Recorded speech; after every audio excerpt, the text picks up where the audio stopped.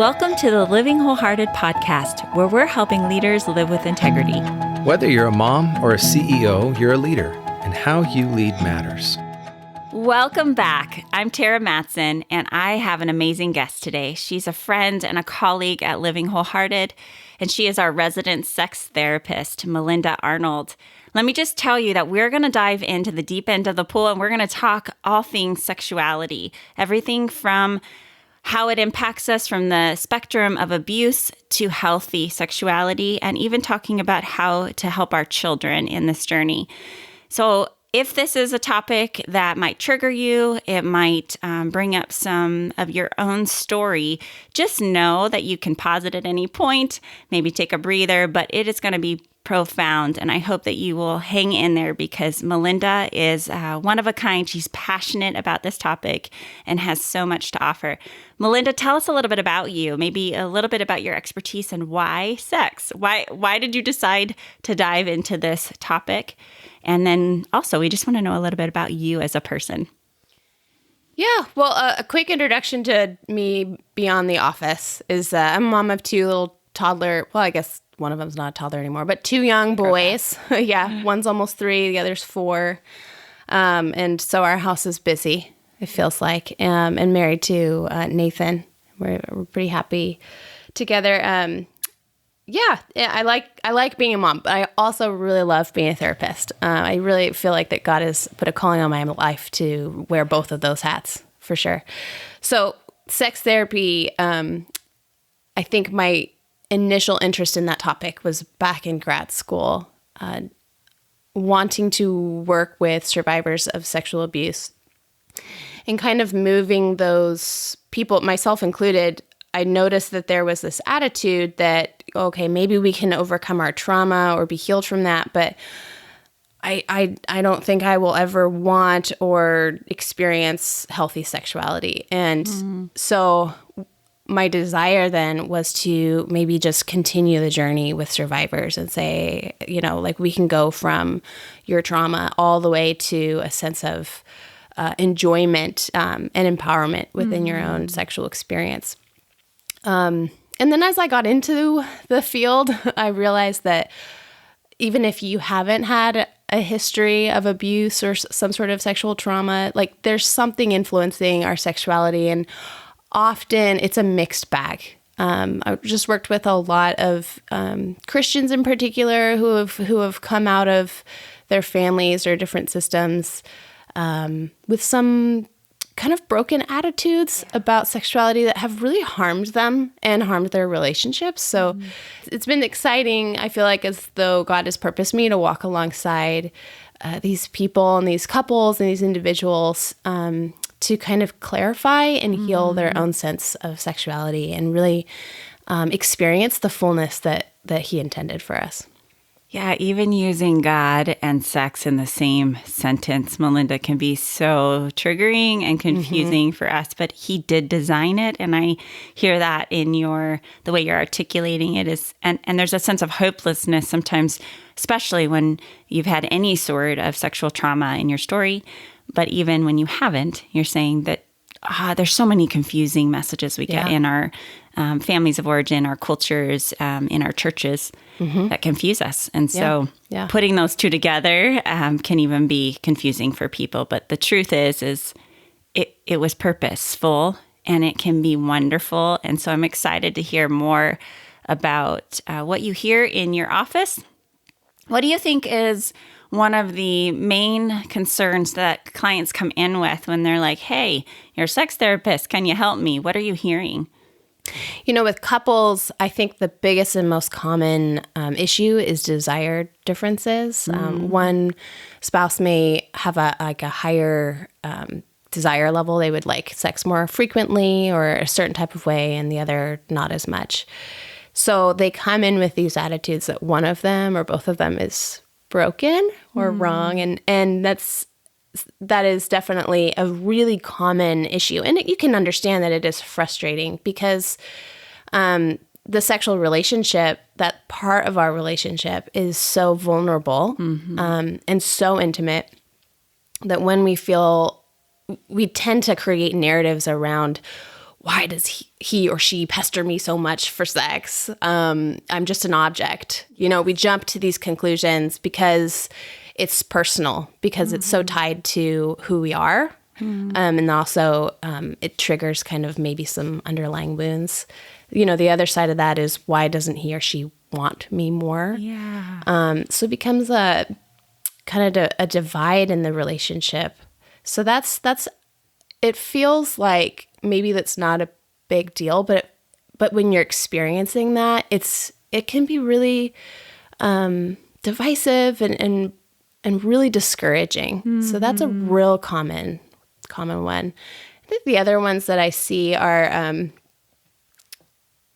people trying to overcome maybe some hang-ups that they have about their understanding of sexuality. Couples, I've heard a lot of wives say, it's just my duty. I mean, as a wife, like, I just need to do this. And unfortunately, that's robbed her and them of mutual intimacy, which is what God designed this to be, a way in which we connect, and we can't connect if we feel as though it's one-sided. Would you say that paradigm is maybe more in the church than those that maybe didn't grow up in church culture? Would you say that's fair, or do you see that across the board?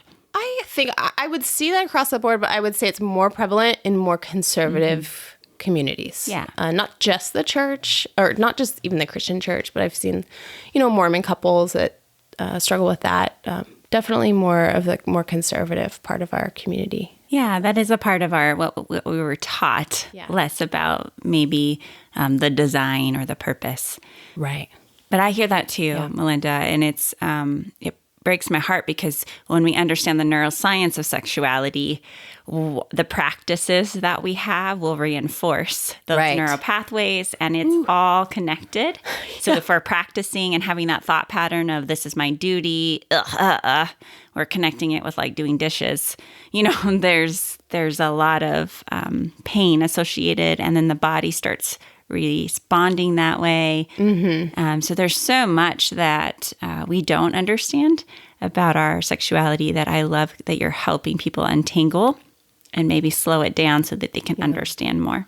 I'm glad you brought that up, because that is the most challenging part to this, is how we have reinforced this message. And there are definite ruts that we create in our brains that associate this activity, this sensation in our body, to this emotion or this belief system. And then you add to that maybe a woman who has vaginal pain. And did we just say that? Yes, we did. We did. Vaginal pain. But it's so common, it's actually. really common.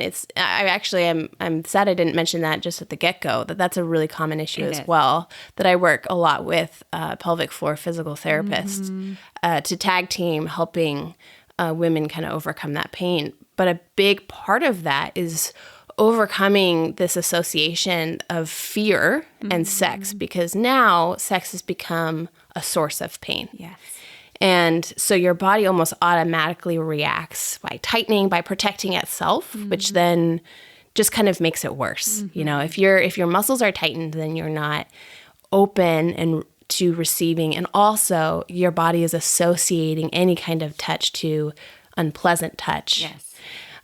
So it's that association piece is the most sticky of our sexuality, and I think that's really frustrating when people jump into it, or when they dive into it, they realize, oh, this is a lot of work to kind of untangle all of the things that we've kind of added to this. We've stuck this belief or this experience or whatever to something that was supposed to be simple, that was supposed to be pleasurable, and more than anything, connecting. And often for people, it's anything but that. It is. And can you speak? If not, I will. I will. Can you speak to the why to that? Why have we overcomplicated it? We're going to talk a little bit more on the prevention and the healthy development side in our second episode when we talk about children. But for now, with the adult who says, I've lived a full life, whether it's in my marriage with certain patterns, or I've had all kinds of experiences sexually that are playing out in how my body is associating and connecting those associations. to the way I'm experiencing things now. Do you have a why? Do you have an understanding of that? Yeah. First of all, we are whole body beings. We're completely tied, our body, our brain, our spirit. We're completely tied. And sexuality is one of those parts of our lives in which we experience all three very strongly, very strongly. And so when we're born with this innate sense that we're disconnected, that we're born into this world that is not as it should be, and there's this longing within us to be connected, one of the ways in which we do that is through what we understand as sexuality. It's through touch. It's through connecting with other people, by being known, and all of that is wrapped up in how we can experience sexuality. But when we are not maybe secure in our sense of connection with other people, or even within ourselves, of those parts of ourselves, we tend to reach for that in a context or in a way that is not simple, that is not pure, that is not whole, but that kind of does the trick, at least in that moment. Yeah. You know, an orgasm, for example, is a surefire way to feel better immediately. Yeah. Pretty high dopamine fix there. Dopamine, the chemicals that rush through your blood after an orgasm is, thank the Lord. It's a cool design, huh? It's a great design. It is something that does help us feel more centered, more whole, more connected if someone else is part of that, you know. And yet it's just easy to reach for that, just like it's easy to reach for, you know, food or other things that also hit our dopamine centers. But it just adds to the complication, because it's just so simple to reach for and use sexuality in ways that's not as it's designed. And the unfortunate side effect of that is that we've stepped outside of a really like pure, simple way of experiencing it. And now we've added some stuff to it that's really hard to take away later. Not impossible, but totally. Hard. Yeah. And let's name a few. I mean, with the addition of the digital world, we have fast and quick, easy access to the dopamine fixes of pornography. And we're inundated, whether it's our TV to the billboards, with just images that involuntarily induce those sexual feelings. And we have to learn to regulate them. And then we are in a culture that has become hypersexualized, and that's our way of connecting. We do that first before we wonder if this is a secure attachment or not. Yeah. We're using it as a form of attachment. And there's so many other complex pieces, and particularly for the church. I think, Melinda, we share this in common, and really trying to say this is a beautiful thing. And it's not a like bottle it up and then just boom, now let's explore it when we're married. Yeah, because that in itself is adding something that wasn't meant to be there. Yes. And then you have the pendulum swing of those that say, well, that doesn't work, so let's explore and figure it out first before we marry, which is adding more complication. So tell me, where's the kind of the middle ground when you're saying we've got to understand this as part of the design and the beauty, and how do we start associating it more with what is pure and holy and trying to keep things as simple as possible? Well, one thing that I have tried to move away from are the black and white lines. And the reason that I do that is because so often when we have these strict boxes, that creates a sense of shame, which is one of the hardest things to untangle from your sense of sexuality. And so it's not as though those limitations are wrong. It's just that we're focused on the wrong thing. The thing to focus on is, what is the point? What's the point of sexuality? What's the point? And as I said before, we're born wanting and needing connection. If sexuality is this intentional way, and actually, I almost want to step back a little bit. Sexuality is not just sex with another person. In fact, Mark Laser has a framework in which he says there are 5 parts of sexuality. There's physical, emotional, relational, personal, and spiritual. Only a couple of those actually involve another person. That's huge. Yeah. I'm starting with personal, for example. I mean, that's an idea of like an individual's self-worth, their body image, appreciation of their sex, an expression of their gender, like how feminine do I feel, for example. And I'm not getting into hot topics. It's a comfort in your own identity. And your own skin, your own body. Skin, your the design of it. Yes. I heard one person defined sexy as being really comfortable in the body that you are. I love that. Yeah. It's not about lingerie. It's not about like acting a certain way. Or the way you look. It's about this confidence in who you are. That is super sexy. It is actually. And the research backs that up. Yeah. And just imagine if that's true, if that's truly how you feel, how would you show up then to the bedroom? Ooh. Differently, right? That you actually might experience something different if you walked in there knowing who you were and liking who you were and feeling comfortable in your own body. So spiritual, that's the involvement and meaning of God in any sexual relationship or activity. And that's a hard one. We tend to separate God from sexual activity, but he created it. And if we think about it in terms of this is a way in which we connect to our bodies, to ourselves, to others, or to God, it's a very spiritual experience. But the whole thing is this is a way for us to connect somehow. Obviously relational, it's like how we love someone. It's not just how we have sex with someone, but how we get along with someone. So whether you're talking, like people will say sex starts in the kitchen. Well, Yeah. I think that's someone's tagline.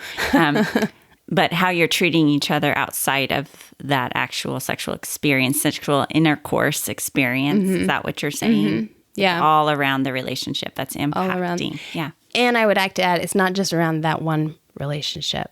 It's interesting when we kind of expand this definition of sexuality, that like the way I treat my children, the way I honor them, respect them, engage with them, and require the same for myself is in a sense modeling and growing their own sense of sexuality. This is how we get along with other human beings. And that's evident in the relationship, which then leads to more of a sexual intercourse kind of experience. Yeah. And it's hopefully a building block towards healthy. And so we'll talk more about that, and we'll piggyback on that in the next episode. For sure. So emotional is just the emotional experience of feeling close, vulnerable. It might be a negative experience too. Your own sexuality might be emotionally negative. And obviously that would be like an unhealthy experience. And then physical is just what happens biologically. It's the desire, it's the arousal response. And that varies. And that varies as well. Yeah. Yeah. I think that's another common piece for women is they'll feel shame or like something's wrong with me because I don't have it like that story over there or what I think is supposed. They have an idea or expectation in their head versus really learning what is your design and your stage of life. You're going to laugh, Melinda, because you're not too far from this, but it's a common, I'm far from it, but I remember probably 5 couples in a row were talking about how they were disappointed that their sex life was so low. But I'm thinking stage of life, all of them were in the littles. They had new babies and toddlers. And you can have a thriving sex life in any season. I'm seeing you nodding. I'm making sure yes. Yeah. It just looks different. But it just looks different. And so that expectation adjustment and then knowing your own hormone levels play a huge role in those seasons. Stress is huge. Yeah. There's only about 10% of us who crave sex when we're stressed. What? Wait. Say that again. That is profound. Say that again. Yeah, for most of us, a huge majority of us, sex is a libido killer. Okay. The ironic thing is an orgasm is really helpful. It releases that stress. Yes, it's really great for stress, but it's hard to get there, But for a few of us, we actually are kind of crave it. Because our body has kind of created this association, like if this will help you, this will feel better. And so how does someone know the difference whether they're in that 10%? Because I could hear a few spouses going, that's me, I'm the 10%. Or how do you know it's not associated with maybe the spectrum of sex addiction? What's the difference? I'm putting you on the spot here, so that's unfair. But that's a lot of what we deal with in our office is trying to clear up what is the God design you and your healthy wants and needs, and what has been because of your life story and those associations and triggers, and you're using, like you referenced earlier, sex as a means of coping. Right.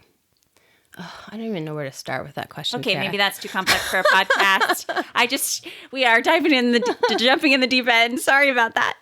I mean, I kind of have created this definition of what healthy sexuality is. Okay, let's go there. It's basically an intentional, intimate, mutually beneficial physical connection.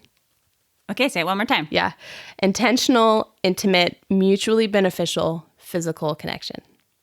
Connection being the key word, right? So mutual. And mutual. So what brings me connection may not bring my husband connection. So that's kind of this gauge, right? If it's something that brings both of us connection, it's edifying to both of us. Oh, I like that. Then it's good, right? So when we think about like, where's the black and white lines, even in our singleness, what's the thing that's most likely going to bring us connection to ourselves, to other people, and to God? And if you can kind of funnel those decisions through that, I think that you're going to, it's helpful. I just feel like that's a helpful gauge. Yeah. It's a filter, you're saying. Kind of walk it through that first. Yeah. So with the stress question, that's where it gets tricky, is if one person is I really would like this. Like it's on my mind when I'm stressed and it's not on yours.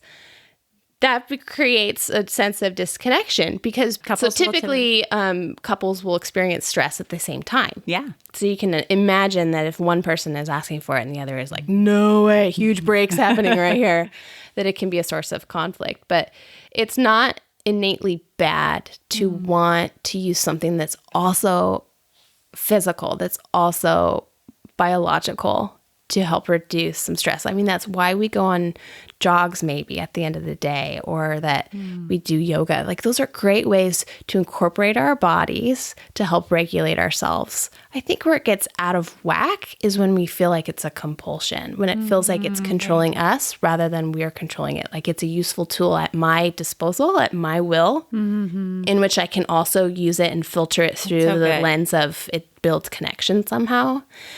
And when it deviates from that, or when we feel like it's pulling us, that's where it no longer builds connection. We're actually, it's driving disconnection within ourselves, within relationships, and within God, and our relationship with God. So good and so key. And I'm not even sure our listeners are getting how profound that is, but I will kind of mirror that in a really kind of clarifying way, which says, when it is controlling us, meaning you can't say no thank you to it. So if I have a need, or I think it's a need, and I come to my partner, y'all know who that is. I come to Jeff, and Jeff says, I can't for whatever reason. If it's so overwhelming and I'm going to use manipulation, shaming, I'm now mad at him, I'm now kind of saying you don't love me, we can kind of see those as red flags to say there's something controlling me, versus if I can say, you know what, that particular way to meet the need isn't available because it's not mutual. And so then I can go to other coping strategies or other ways and ask for another time. But I always kind of put that filter in to say, can I say no thank you? And can that no thank you be honored? And then can I offer another time? If I can't do that because I'm really avoiding it at all costs, that's also another trigger for me to say, yeah, there's an association here with this sexuality that I need to address too. So that's the other side of the coin. Maybe it's not a sex addiction, but it's an aversion to it. Yes. Yeah. And we don't want that either. We don't want it to be disgusting or feel dutiful about it. Or again, those are reinforcing those neural pathways that for sure we've got to address. So that's where you and I come in to help us in the therapy world, into saying it's a safe place to start unraveling those a bit. Yeah. A podcast is not going to give you a huge amount of help. But oh man, before we just start too to big. wrap, I know. Before we start to wrap this one section up, I definitely want to tell people a little bit more about how they can connect with you and a little bit about what you're going to be sharing at the Encourage Gathering. Is there anything else you want to share before we go that direction? What don't I want to share? I just want to affirm sex. First of all, it is good. It is good. It is good. And God said it is good. Amen. And also affirm sexuality, that when we look in the mirror, that hopefully what we see is someone who's beautiful or handsome, who is sexy just as they are. That's someone who has worth and value. I just feel like that's such a big piece of sexuality too, is knowing our worth and value. It is. That identity piece is, I guess one thing that's been really kind of seared on my heart lately is that, unfortunately, one of the consequences to how the church has talked about purity and sexuality is that we've kind of drawn the conclusion that if we did not wait, if we've had sex before, then all of a sudden our identity is tainted, that who we are has changed, and we're no longer worthy, we're no longer whole. And I think actually the reverse is true, in the sense that nothing is changing our identity in God. Amen. Nothing. We're still whole. We're still worthy. And if we as human beings know that, we will be more likely to live in a way that affirms that belief, that affirms that identity. And so when we emphasize so much the behavior and the action in a way that then kind of communicates, you have to have this behavior in order to maintain your wholeness, just creates this huge kind of sucking shame situation in which we may slip into that because we're worried about our standing. And people just live out of who they believe they are. You know what I Amen. mean? That's exactly right. And so part of the passion that we have at Living Wholehearted, part of the passion that we have in doing Courageous Girls, is starting with the foundation of your identity and who you are. And that who you are does not change in what you do. And what you do can be redeemed and we make mistakes. And yet what we do has consequences, and that's some of the stuff we were talking about earlier in terms of it adds complexity. It just sure adds does. complexity. Yeah. But it doesn't change your worth and your value. And you're saying, if that was the message, we could ground and kind of anchor, put our flag in and say, let's focus in on what Christ has done for us, changes completely the way that we can see ourselves, that we are worthy of love, that we are loved. We're not even worthy of it. We are. Yeah, it just is. It just is. It just is. And that notion that we can change that is huge. So I hear that passion and I hear that cry from your... And you better know it has everything to do with our sexuality. Yes. Yeah. Yes. And that's a lot of what you're unraveling in your office, and giving room and space and margin and an unjudgmental place to just say, let's look at it all. Yeah. And then maybe piece it back together. This is one of the reasons why I have you teaching a breakout at the Encourage Gathering on March 13th and 14th, Melinda. So, and I can imagine that women are going to say, hey, I want to talk to Melinda. So tell us a little bit about how someone could reach out to you. How could they learn more about what you're putting out there? And I'll tell them a little bit more about registering for your breakout. But yeah, so I will be one of the breakout speakers at Encourage. Really excited to do that. I'm actually going to be talking about how to raise sexually healthy kiddos. Woo-hoo! Yeah, definitely having such young kids. I'm excited about this topic, wanting to kind of start off raising my kids well in that regard. But yeah, so one of the initial things, though, that parents need to do is grow an awareness of their own sense of sexuality. Where are their own hang-ups? Because we are modeling all of that to our kids. So that's actually going to be one of the big emphasis of that breakout is self-acknowledgement and awareness of where you are. So then you're more empowered to have the conversations and to lead the lifestyle that will benefit your kids the best. I love it. Yeah.